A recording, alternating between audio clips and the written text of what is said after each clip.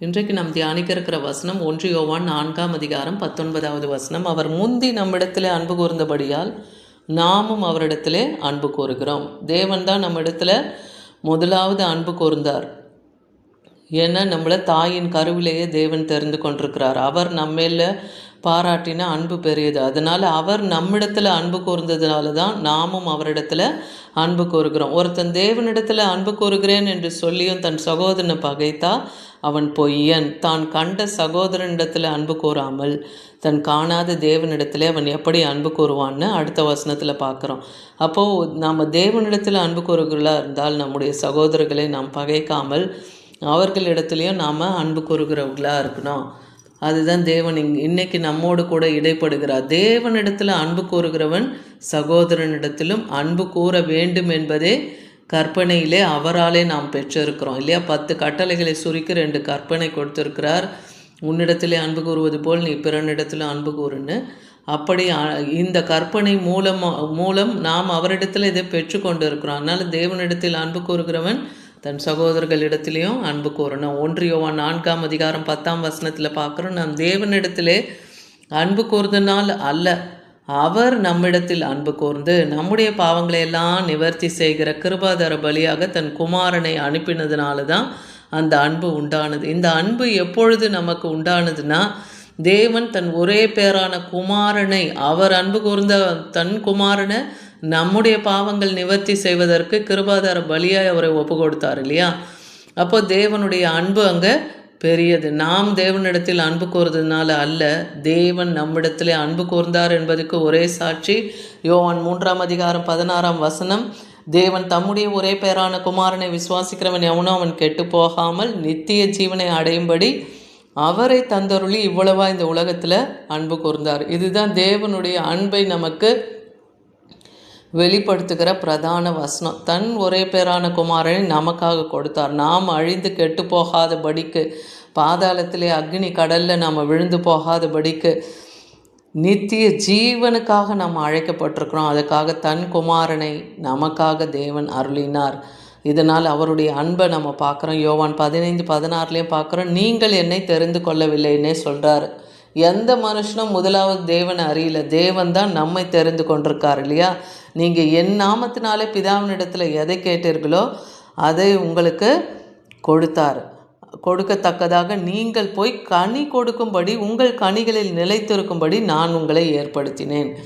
அப்போ கனி கொடுக்கிறவர்களாக இருக்கணும். இன்றைக்கி நாம் அன்பு, சந்தோஷம், சமாதானம், நீடிய பொறுமை, சாந்தம், தயவு, இச்சை அடக்கம், நற்குணம், விசுவாசம்னு பார்க்குறோம் இல்லையா? அந்த 9 நற்கனிகள். இந்த கனிகளை கொடுக்கிறவர்களாக நாம் இருக்கும்போது அப்போது கர்த்தரிடத்துலேயே நாம் அன்பு கூறுறோம். நம்மை அனுப்பின பிதாவினிடத்துலேயும் நாம் அன்பு கூறுகிறவர்களாக இருக்கிறோம். தீத்து 3ஆம் அதிகாரம் 3-5 வசனம் வரைக்கும் பார்த்திங்கன்னா, ஏனெனில் முற்காலத்தில் நாமும் புத்தியினரும் கீழ்ப்படியாதவர்களும் வழி தப்பி நடக்கிறவர்களும் பலவிதமான இச்சை இன்பங்களுக்கு அடிமைப்பட்டவர்களாகும், துர்குணத்தோடு பொறாமையோடு ஜீவனம் பண்ணுகிறவர்களும் பகைக்கப்படாதவர்களும் ஒருவரும் பகைக்கிறவர்களுமாக இருந்தோம்.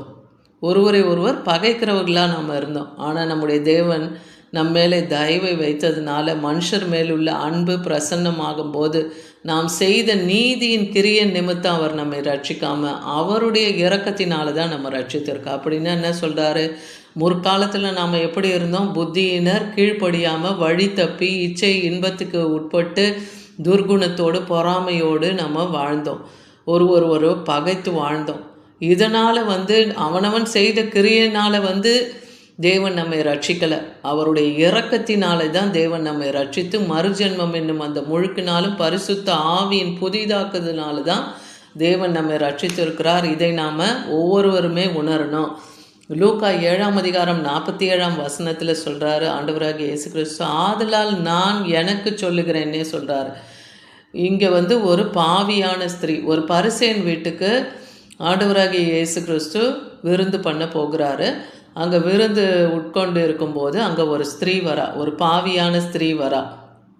அவள் அவருடைய முதுகுக்கு பின்பாக நின்று அழுது கொண்டே அவருடைய பாதங்களை தன் கண்ணீரினாலே கழுவி தன்னுடைய தலைமுடியினாலே அதை தொடைத்து அதுக்கப்புறம் விலை உயர்ந்த பரிமள தைலத்தினாலே அவள் கால்களில் அதை பூசுகிறாள்னு பார்க்குறோம். இதை கண்ட ஆண்டவராகிய இயேசு கிறிஸ்து சொல்கிறாரு, அநேக பாவங்கள் இவள் செய்த பாவங்கள் இவளுக்கு மன்னிக்கப்பட்டது, இவள் மிகவும் அன்பு கூர்ந்தாலே. அப்போது ஆண்டவரிடத்துல அவள் அன்பு கூர்ந்தது அவர் பார்க்குறாரு. அதனால் அவளுடைய பாவத்தை தேவன் மன்னிக்கிறார். எவனுக்கு கொஞ்சம் மன்னிக்கப்படுகிறதோ அவன் கொஞ்சமாய் அன்பு கூறுவான். எவன் தேவனிடத்தில் பாவம் அதிகமாக மன்னிக்கப்படுதோ அவன் அதிகமாக அன்பு கூறுவான் இல்லையா. அதனால் உன் பாவம் உனக்கு மன்னிக்கப்பட்டதுன்னு சொல்லி அன்னைக்கு அந்த ஸ்திரீயை ஆண்டவராகிய இயேசு கிறிஸ்து மன்னிக்கிறார்னு பார்க்குறோம். எபேசியர் 2:3-5 பார்க்கும்போது, அவர்களுக்குள்ளே நாம் எல்லாரும் முற்காலத்திலே நமது மாம்ச இச்சையின்படி நடந்து நமது மாம்சமும் மனமும் விரும்பினது எல்லாம் செய்து சுபாவத்தினாலே மற்றவர்களைப் போல கோபாக்கினியின் பிள்ளைகளாக இருந்தோம். நாம் எல்லாரும் எப்படி இருந்தோம்? முற்காலத்தில் மாம்ச இச்சையின்படி நாம் வாழ்ந்துட்டோம். மனதின் விருப்பத்தின்படி நம்ம என்ன நினைக்கிறோமோ அதன்படி செய்தெல்லாம் வாழ்ந்துட்டோம். இதெல்லாம் சுபாவ காரியங்களை காமிக்குது. அதனால் கோபாக்கினியின் பிள்ளைகளாக நாம் இருந்தோம். ஆனால் தேவனும் இரக்கத்தினால நம்மளை ஐஸ்வர்யமாக்கியிருக்கார். அவருடைய இரக்கத்தினால நம்ம ஐஸ்வர்யமாகி இருக்கிறோம் இல்லையா. நம்மள அன்பு கூர்ந்த தம்முடைய மிகுந்த அன்பினாலே அக்கிரமங்களில் மரித்திருந்த நம்மை கிறிஸ்து இயேசுவோடு கூட அவர் உயிர்ப்பித்திருக்கிறார். அவர் கிருபையினாலே ரட்சித்திருக்கிறார். நமக்காக ஆண்டவராகிய இயேசு கிறிஸ்து நம் பாவம் அக்கிரமம் மீறுதலுக்காக அவர் தம்மை தாமாகவே முன்வந்து சிலுவையில் அறைய ஒப்பு கொடுத்தார் இல்லையா. மரித்தார், அடக்கம் பண்ணப்பட்டு 3ஆம் நாள் பிதாவாகிய தேவனால் வலது கரத்தினால் பரிசுத்த ஆவியின் வல்லமினாலும் அவர் எழுப்பப்பட்டு இன்றும் பிதாவின் இடத்துல வலது பாரத்தில் ஜீவனுள்ள தேவனாக வீற்றிருக்கிறார். அதே போல் நாமும் இன்னைக்கு மரித்தாலும் நாம் கிறிஸ்துவோடு என்றென்றைக்கும் இருக்க போகிற அந்த நித்திய ஜீவனை நமக்கு எப்படி கொடுக்குறாரு? அவருடைய கிருபையினாலே நம்ம ரட்சிக்கப்பட்டதுனால கொடுக்குறாரு. அதனால் இன்றைக்கி நாம் கற்றுக்கொள்ள வேண்டியது என்ன? நாம் அவரிடத்துல முந்தி அன்பு கூறல, தேவன் தான் நம்மிடத்துல முந்தி அன்பு கூர்ந்தார். அதை நாம் உணரணும். அவருடைய ஒரே பேரான குமாரனை நமக்கு கொடுத்து இவ்வளவா இந்த உலகத்திலே அவர் அன்பு கூர்ந்தார்னு பார்க்குறோம். அப்போ தேவ அன்பு பெரியது. இன்றைக்கி நாமும் ஒருவரில் ஒருவர் அன்பாக இருந்து நம் சகோதரர்களை பகைக்காமல் எல்லாரிடத்திலும் அன்பு கூறுகிறவர்களாய் தேவனுடைய அன்பை வெளிப்படுத்துகிறவர்களாய் காணப்பட வேண்டும். ஆமீன்.